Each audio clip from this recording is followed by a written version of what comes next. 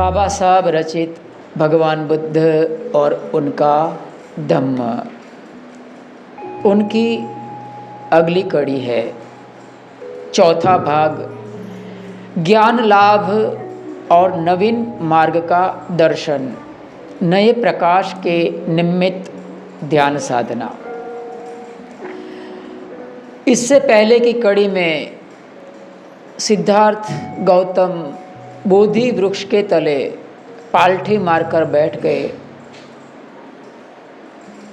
और संकल्प लिया कि जब तक मेरा बुद्धि ज्ञान ना हो, सम्यक संबुद्धत्व की प्राप्ति ना हो, तब तक मैं अपनी आंखें नहीं खोलूँगा, अपने हाथ नहीं खोलूँगा, अपने पैर नहीं खोलूँगा। और वो सतत सतत बैठे रहे जब तक उनको ज्ञान की प्राप्ति नहीं हुई। उसके दौरान उनके पीछे मार सेना पड़ती है। मार सेना का अर्थ होता है जिसको अन्य भाषा में शैतान कहते हैं, मुस्लिम भाषा में शैतान कहते हैं, और उसे कोई कोई जगह हमारी उसके पाली भाषा में मार सेना कहा।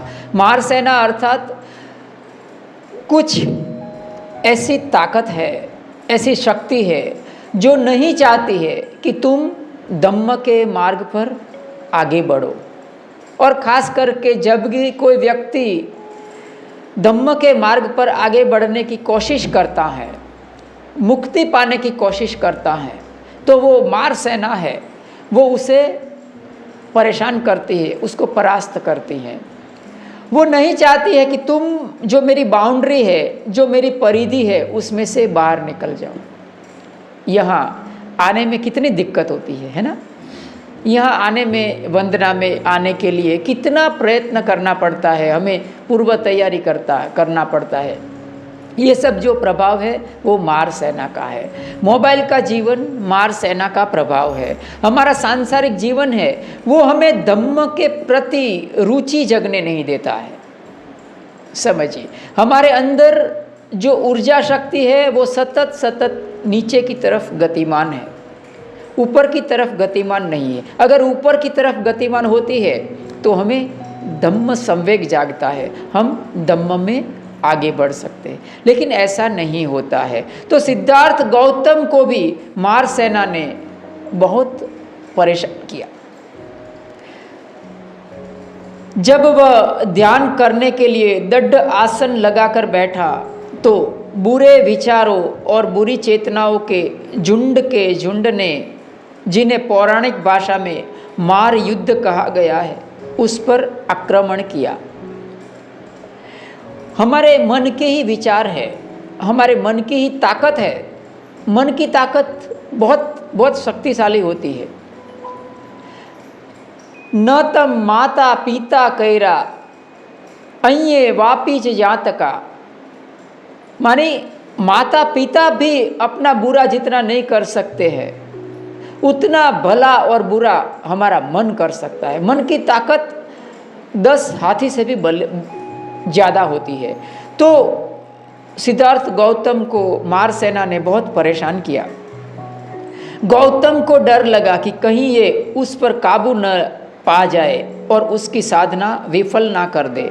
वह जानता था कि इस मार सेना के युद्ध में बहुत से ऋषि ब्राह्मण परास्त हो चुके हैं।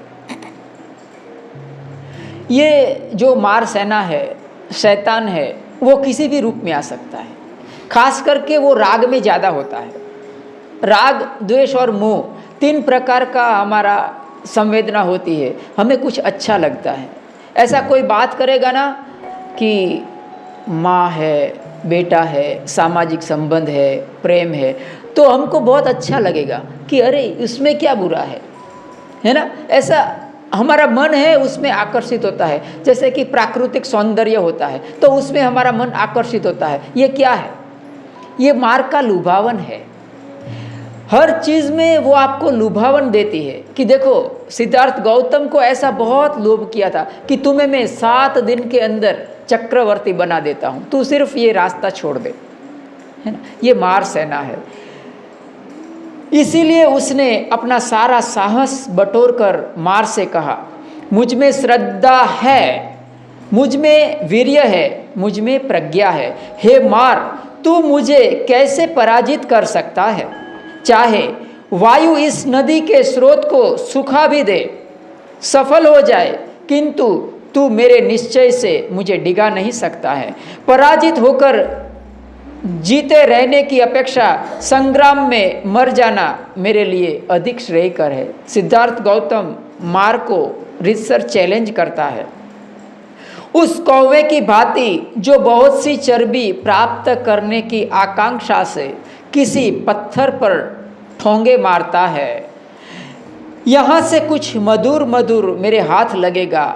मार ने भी गौतम पर उसी तरह से आक्रमण किया था। मार सेना की ताकत का वर्णन दिया है, एक महासमय सूक्त है उसमें।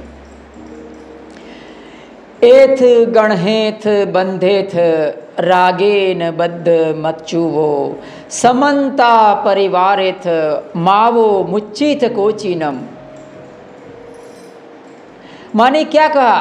एथ गणेथ मानी मार सेना का वर्णन किया कि वो आता है ना तो वो धमकी देता है कि सबको बांध लो अपने राग और द्वेष की भावना से, कोई भी बचने ना पाए, एक भी इंसान बचने ना पाए। भिक्षु का संघ बैठा था तो वो कहता है सबको बांध लो, कोई भी बचने ना पाए।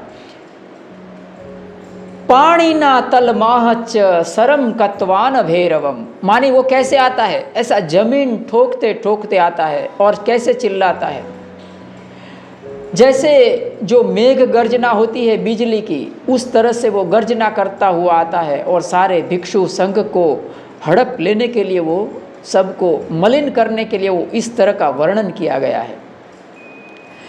तो इस तरह के मार उसको सिद्धार्थ को डिगाने के लिए आता है, लेकिन सिद्धार्थ टस से मस नहीं होता है।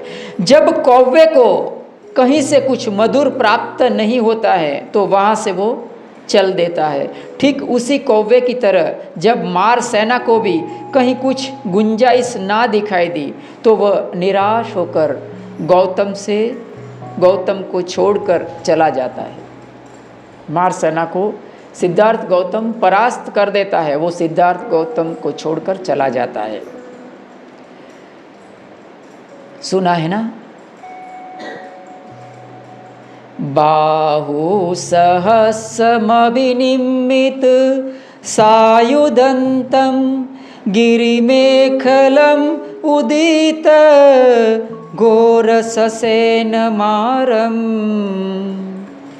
दानादिधम्म विधिना जित्वा मुनिन्दो तं तेजसा भवतु ते जय मंगलानि।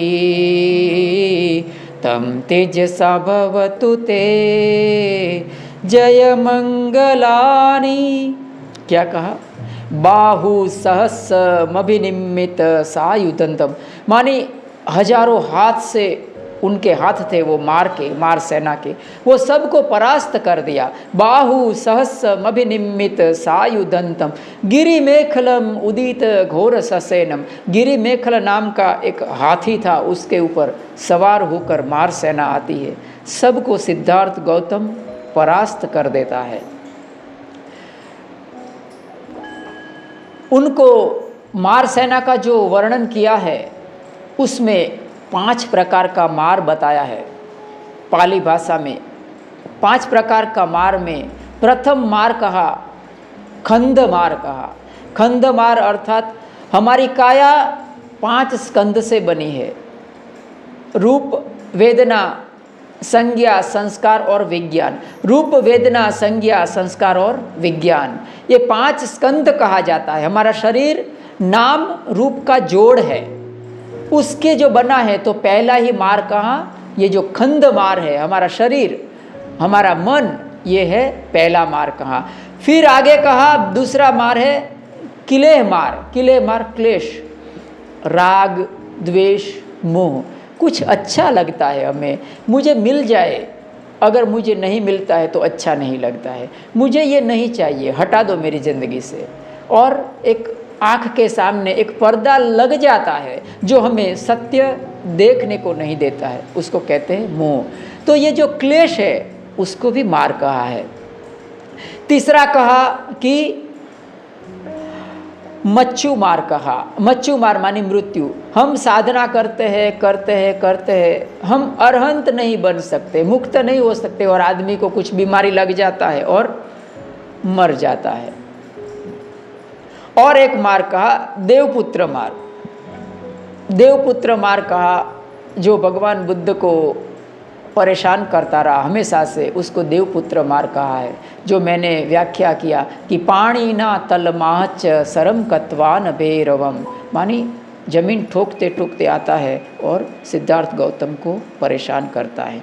इस तरह से सिद्धार्थ गौतम को परेशान करने में मार पूरी तरह से विफल हो जाता है और सिद्धार्थ गौतम को विचलित नहीं कर पाता है।